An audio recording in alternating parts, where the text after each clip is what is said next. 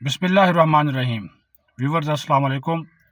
ایک گھٹیا قسم کی کمپین جو ہے وہ افواج پاکستان کے خلاف یوتھیا برگیڈ اور پاکستان دشمن عناصر چلا رہے ہیں۔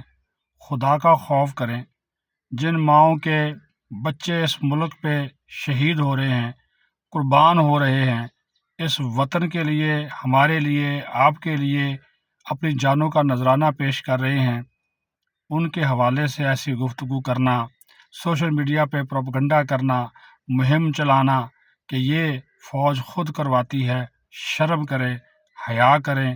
کوئی کون ہوگا جو اپنے 21 سالہ، 18 سالہ، 22 سالہ، 25 سالہ جوان بیٹے کو جو ہے وہ شہید کروانا یا اس کو اس کی جان جو ہے وہ چلی جائے، وہ ایسا کوئی جو ہے وہ پسند کرے گا؟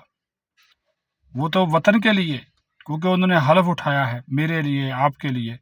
تو ایسی مہم مت چلائیں، عجیب و غریب قسم کے نعرے کہ جی ڈالر لینے کے لیے یہ سب کیا جا رہا ہے، اور ریاست ہی نشانہ ہے ان دہشت گردوں کا، فتنہ الخوارج کا، اور ریاست کو ہی آپ تانا دے رہے ہیں، ریاست پہ ہی آپ الزام لگا رہے ہیں۔ یہ طرح نہیں گرنا چاہیے۔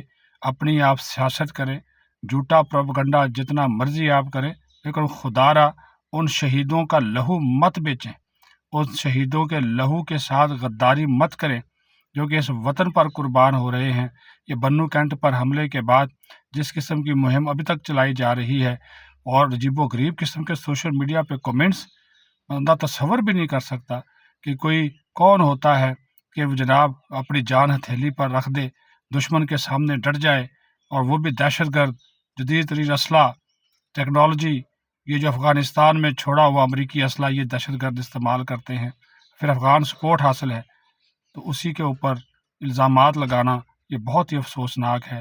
یہ بہت ہی گھٹیا قسم کی جو کمپین ہے یہ چلائی جا رہی ہے، سب کو اس کی جو ہے مذمت کرنی چاہیے، اور اپنی فوج کے ساتھ جو ہے وہ کھڑا ہونا چاہیے۔ سیدھی سی بات ہے، یہ فوج ہے تو ملک ہے، جس ذریعے فوج کمزور ہو گئی، خدا نخواستہ آپ کا ملک جو ہے وہ کمزور ہو جائے گا۔ اس طرف توجہ دیں، اور ان لوگوں کے عزائم ناکام بنائے۔ اس سوشل میڈیا کے اوپر یہ جو یوتھیا برگیڈ اینڈ کمپنی اس قسم کی مغالطات بک رہے ہیں، ان کا جو ہے وہ محاسبہ کرنا چاہیے، اور ایسے لوگوں کو بلاک کرنا چاہیے۔